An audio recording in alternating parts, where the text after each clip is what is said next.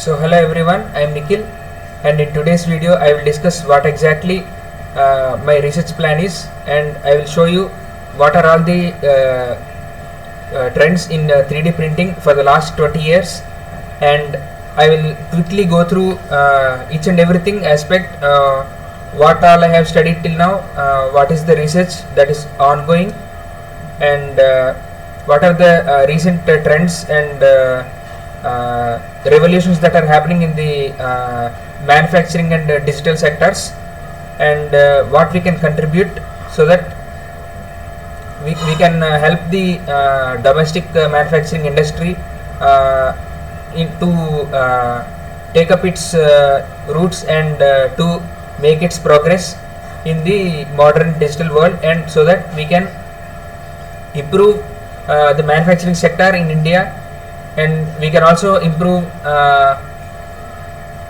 the condition monitoring so that we can reduce the defects of manufacturing and we can reduce the costs. So there is a lot to know, a lot to discuss, so let's dive in. So what's the problem? So the common issues with 3D printers in India or abroad or anywhere, that is frequent breakdown during the printing. So fortunately or unfortunately, what happens is most of the 3D printers generally face many problems during the printing operation, and the parameters that are involved to set up a 3D printing job is also very complex. Okay, so I will briefly discuss about this shortly. And another thing is the control and monitoring aspect of 3D printing is lacking. So there are so many parameters and there are so many things that you need to take care in order for the print to happen. So that is lacking. So there is no proper way for controlling 3D printer, and there is no proper way that is existing to monitor a 3D printing operation. So what is the solution? So we at Githam University, along with a few industry experts who have expressed their willingness to contribute in our work, what we are trying to develop now is to develop intelligence to warn the operator of a possible breakdown beforehand. Okay, so I will discuss what is this intelligence, how it is going to warn the operator and all in the upcoming slides. So that's the solution here that we are trying to develop, and to enable the print resume function. So generally, if you observe, if you have a printer in your home, like the paper printer like HP or Canon or any other printer, and if there is any problem, such as if you run out of a paper, or if there is any issue in printing, or if the paper gets jammed, or if the ink gets overflowed, or if there is shortage of ink, then automatically the printer will show some warning on your screen, and in case if there is any problem, it will automatically show the solution of what you need to do, such as you need to insert more paper, or the paper is jammed and you need to remove it. So similarly in 3D printing also there are many problems which you need to deal with, and the main issue here is, if there is any problem that is occurring, the 3D printer will stop the operation, and it is almost very difficult, or you can say impossible, for resuming the print operation. Okay, so once it is stopped, you cannot start it again, and whatever the material that you have used will go a waste.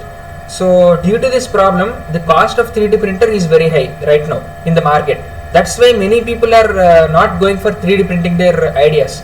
So I want to develop this solution so that it will create a positive impact for most of the industries and engineering students and researchers who are working on many of their ideas. See, as a child, we have dreamed of creating something, right? I strongly believe that at least 70 to 80% of the current engineering graduates have at least dreamed of creating something when they were in their schooling days. So that is actually practically possible using the 3D printing. So if you have an idea, you can easily 3D print it, and you can show it to your friends, show it to your teachers, and you can easily get free feedback from them, and there is a lot of scope for 3D printing right now. Okay, so 3D printing is not very old. 3D printing actually got introduced in 1987. Okay, with the introduction of SLA, that is stereolithography. So that's the first method of 3D printing that was introduced in USA back in 1987. So now we are in 2021. So almost 10, 20, 30, almost 35 years have passed since we are into 3D print. But still there is a lot that you need to contribute, and there is a lot of gaps which you need to fulfill to make this technology work to its best. So before 3D printing, so what is the problem statement? So directly you will not jump into problem statement, right? So you will do a lot of research, you will study a lot of latest happenings, you study various magazines, journals, websites, company websites, various other things. So I have explored these areas like plastic manufacturing. What are the 3D printing parameters that are being used? What are the 3D printing materials available? What are the rapid tooling techniques that are being used in industries? What are the various sensor data capturing methods that are being used? What are the available 3D printers? And what kind of improvements we can make to the existing filaments? So these are 1, 2, 3, 4, 5, 6, 7 up to, I have explored these 7 areas, and I have come up with what is the potential and what is the use, and whether this particular area has a future scope or not. So out of the 7, I have selected and filtered out these 4 areas. Let me off my face a little bit so that you will be able to see it more clearly. Let me, okay, yeah, I think now you can see. Yeah, so 4 broad areas of 3D printing are studied for opportunities. One is the stronger 3D print materials. Okay, there are many materials that are available right now, like PLA, polylactic acid, ABS, which stands for acrylonitrile butadiene styrene, PETG, which stands for polyethylene terephthalate, TPU, which stands for thermoplastic polyurethane. There are many plastic polymers that are available which you can use for 3D printing. So right now research is going on for creating much more stronger 3D printing materials that can compete with existing polymers, existing composite materials, and even existing engineering materials like concrete and metal also are being explored right now. Okay, that is area number 1.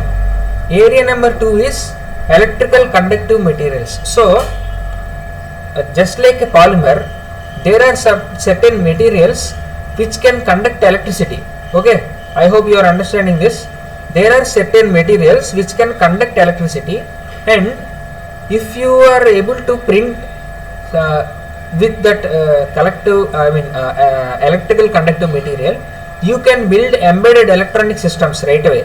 You can see in this picture, orange color one is plastic, and silver color one which is shining is the wiring. Okay, so instead of creating your own wiring and soldering, you can directly 3D print your circuit itself. Isn't that amazing? So that is area number 2.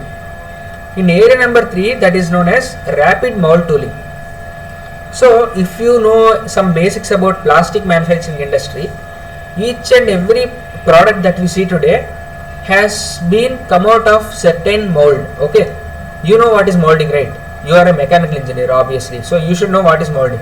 So in order to build a mold, either aluminum mold or stainless steel mold, there is a lot of work that you need to do to get the mold correct in the correct tolerance. So the challenge in 3D, the plastic industry is regarding the how closely you can maintain your tolerances so that the part quality is achieved, and how economically and in the lesser possible time you are able to create the mold. Okay, there is some other presentation. Okay, I need to search. So there is something known as cost versus volume diagram. Okay, if you are able to print 10 parts, then 3D printing is more economical. If you are going for 1,000 more parts, then injection molding is the most appropriate method. But there is a in an intermediate phase where you want to release the product into the market and get its feedback. For that kind of scenarios, you need rapid molding. Okay, rapidly what these companies do is they use a process known as digital laser printing, DLP, which will 3D print the mold. Okay, so you can directly 3D print your mold, and you can directly insert that mold into the plastic injection molding machine, and you can directly inject the plastic into it, and you can directly get the part of the required shape. Okay, so that is area number 3, and area number 4 is condition monitoring of 3D printing. So in order to reduce the defects of 3D printing, you need certain monitoring device. Okay, so what kind of monitoring you can do, that is area number 4. So I have done an opportunity analysis and feasibility study on these 4 areas, and I have found that for this particular time frame I have to complete my PhD in 3 years of time, and for this time frame I have for the existing knowledge, and for the time frame and the scope that I have identified, like the aim is to do less and to achieve more. Obviously, right? Everyone wants to achieve more in less possible time, and also which can create a huge impact on industry and huge impact on the research community. So this green color one is the idea which the area I have selected. So I will come up how I have came to this conclusion. So I will get back to area number 1, which I mentioned, that is stronger 3D printing materials. So extensive research is going on to find alternative materials that can be 3D printed. Okay, and also extensive research is going on to improve the strength of PLA and ABS materials, and also PLA and ABS are the only 3D printable materials that are widely available and affordable. Okay, so these are the 2 materials which you can use for research. So the problem is what I have highlighted in the red color, the parameter optimization. So what are all the parameters that you need to make the 3D printing possible, that needs to be optimized. Okay, so for such optimization there are 2 famous approaches, that is known as ANOVA, in short form that is analysis of variance, and another is factorial design methods. So these 2 methods are in practice for the last 5 years, between 2015 to 2020. But what I have found is this area is getting saturated, and it is being understood that no further improvement can be done in this area, because already we know what are the parameters, and already we know what are the values which we need to input for making this 3D printing happen. So this knowledge has been already available now. So there is no point in diving deep into this area and trying to come up with something new. So that is what I have included here. Existing knowledge is relatively new area, but contribution and hence contribution is little bit more. And stronger 3D printing materials, if discovered, has wide range of applications and adoption rate is high. And another disadvantage is lack of funds and equipment in India. Okay, so what all the 3D printers we have in India, that we are importing from foreign countries only. We don't have an Indian made 3D printer right now. I don't know, please update me if anyone has done a 3D printer everything on their own in India. And this has a low score because it is very difficult for a research funding institution to grant the funds immediately, because they have to see so many things. So what is the profit that they are getting, whether this person will be able to do research or not, whether this topic has good scope or not, whether they will be able to get more students for admitting into the institute if they project this research or not. They will see so many marketing aspects, financial aspects, so many things they will see, right? So in that process, if the lack of funds, if the fund granting gets delayed, it's a disadvantage to actually keep high hopes on such a topic. That's why this area is very low. Coming to area 2, this video will be about half an hour to 45 minutes, so please bear with me. But I hope you will get enough knowledge, because I have accumulated last 20 years of knowledge into making this PPT. So the area number 2 is electric conductive materials. Like I said, research is going on in this area of 3D printing to enable the manufacturing sector for built-in embedded electronic circuit boards. And this area is being explored in developed countries like USA and Germany. And this technology is very new, which started in 2015. Okay. So if you want to do research in electrical conductive filaments and electrical conductive 3D printing, the facilities currently available in India are very limited. Okay, so we are not in MIT or we are not in Stanford, but we are in India. So the equipment we have right now is very limited. So I have made this area into a red zone. So like I said, this area is a red zone. The scope is very high. But as this area is very new, there is not much you can do for contributing, and lack of funds and feasibility is less. And coming to area number 3, that is 3D printable mold tooling. This area has been in practice since last 20 years. So this like what I have said is you make a rapid mold tooling using 3D printing, and you insert that mold into plastic injection mold, and you inject plastic into that, and you get the part in much quicker way. Okay, so that practice has been from 1990 onwards, 1990, 2000, 2010, almost 25 to 30 years have passed now, and relatively high capital investment. So if you want to buy an injection molding machine, the cost is around 25 lakhs to 1 crore. Okay, that's a relatively high capital investment. So it's almost impossible to convince your university to buy such costly equipment just for the sake of doing one PhD. Okay, it makes sense, right? And it's also not much encouraged in India, because what all is happening in India is due to agriculture and due to the services we offer, and our economy is not an innovation driven economy, that we already know. And even the big companies like Maruti Suzuki, Tata, all these people, they have imported their machinery from foreign countries, and they have started their business in India. So in India is still like what I can say, service based, and nothing much practically happens in research field.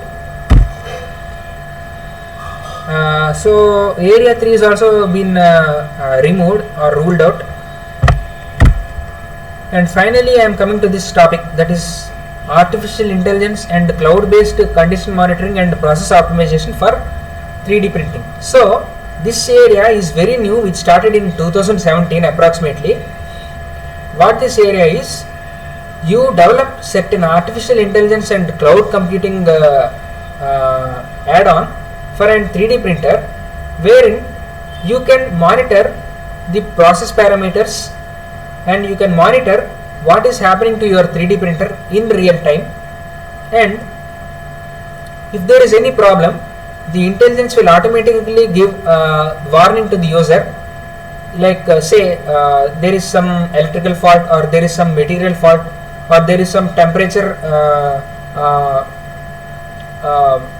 wrong setting. If the temperature is set wrong, then the user will automatically get a warning. And this is the current area of research that I want to explore, and I have included a few papers which have been recently published in 2018, 19 and 2021. So I have included this area in green color. Like I said, this is the latest area. Possibility and contribution is more, and the scope is huge because of Industry 4.0 and digital revolution that is being happening right now, and this has been in huge demand due to the ongoing pandemic. Okay, and resources are also available at low cost, so you can easily get license for cloud computing easily for a cost of 20,000 to 50,000 rupees, so which is relatively affordable. So these are the tools that I have identified, like a 3D printer, Arduino, Raspberry Pi, temperature sensor, wiring, accelerometer, multimeter, soldering, ammeters, voltmeters, batteries, toolkits, laptop, spare parts for your 3D printer, filaments, other overheads, travel requirements, everything. This is roughly coming to a cost of nearly 3.2 lakhs. Okay, so we are not worried about the cost now.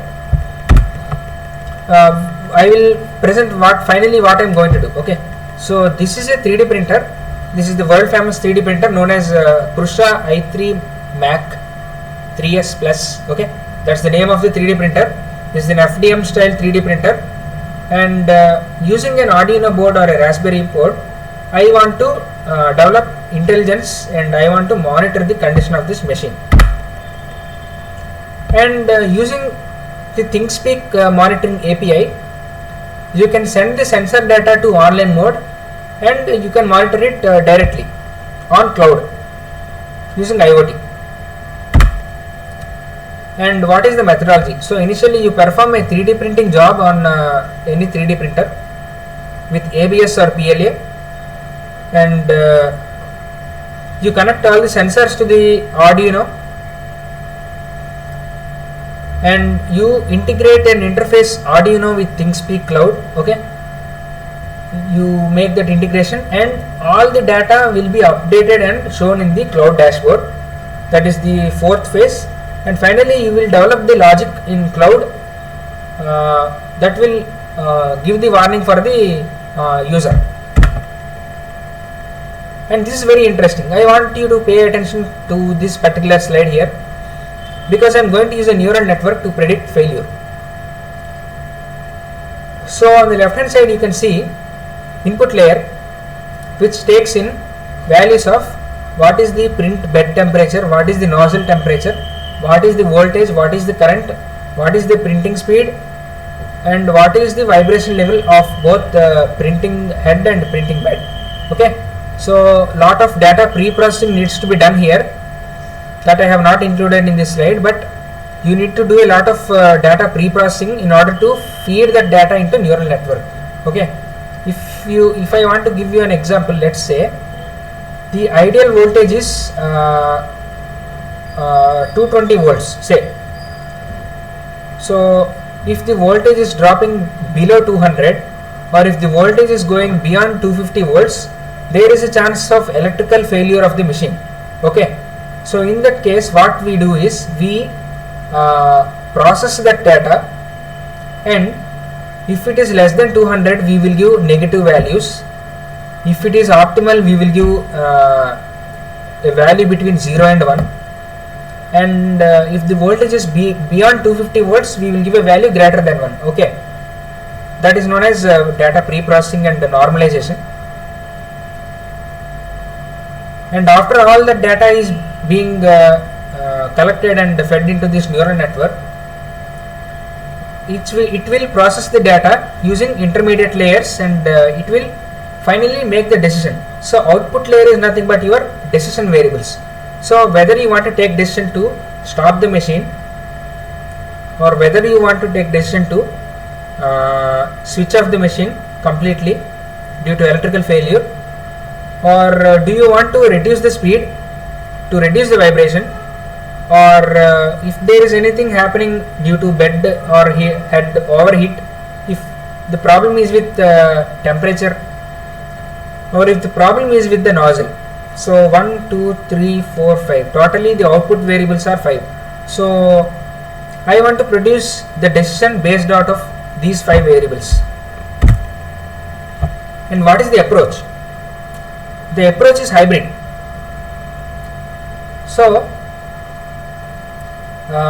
that means you are using a trained artificial neural network, and you will put that into genetic algorithm based evolutionary cycles. Okay, what is meant by genetic algorithm? Okay, please don't worry too much about this technical jargon. Okay, I will make another video detailed about what is meant by neural network, what is meant by genetic algorithm, and all those things.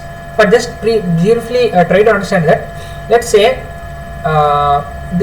think of a small boy who is learning how to ride a bicycle. Okay, so initially what he does is he will fall many times. Okay, so then he will understand, okay, I need to put my leg like this, I need to hold the handle like this, I need to balance my cycle like this, I need to sit in this particular posture to balance myself. Like that he will learn how to ride a bicycle, right? Similarly, our 3D printer, our decision logic will learn from its mistakes and it will try to evolve itself. Okay, so that will happen using genetic algorithm. That I will discuss in another video. Okay, because already I guess this video is too lengthy for now. What are the vendors with which we have been under negotiation, and from where we will get all the equipment for? Okay, so there is something known as Think 3D in Vizag, and we have also spoken with Fab Labs in Kerala, and they agreed to provide us some 3D printers.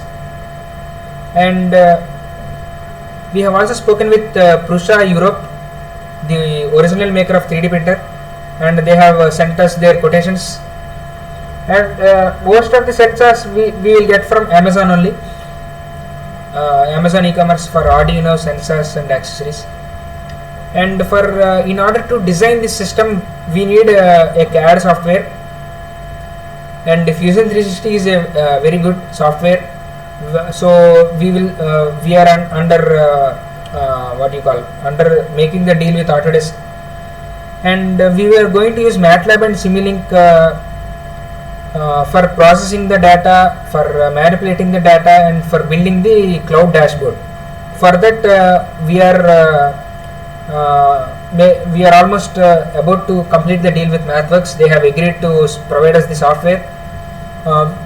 We have already been using MATLAB in our university, so we already have a license. So we are going to take their technical support, and we have already spoken with them and they have agreed. And another thing is ThinkSpeak, which is used for cloud computing and cloud monitoring. That is at free of cost. So we are thinking to use that for interfacing our Arduino with cloud. And MacRich Dell services, that is already there in Visakhapatnam. Like, we have a deal with Dell services for providing us the right laptop and the right desktop for working with our 3D printer. And I am going to wrap up with last few slides.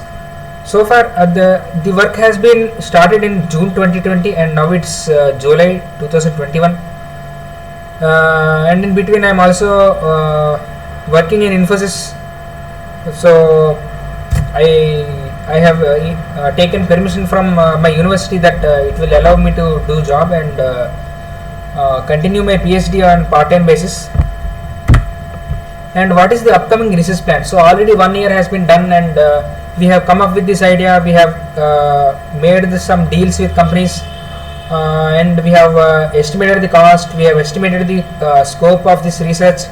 So all that has happened in the last year, and once we get our funds, we will immediately place the order and start our work. So we are hoping to get the results by the end of April next year.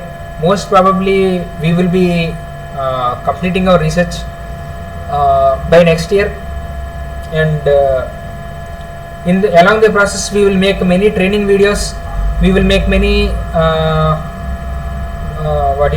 many blogs and technical articles, which will be useful for students, and we will try as much as possible to publish magazines so that any person can read our technical reports and understand it and make use of it. And with this I conclude this video. Thank you so much for your patience and listening, and see you all in next video, and I will discuss about in more detail about this research. Thank you very much.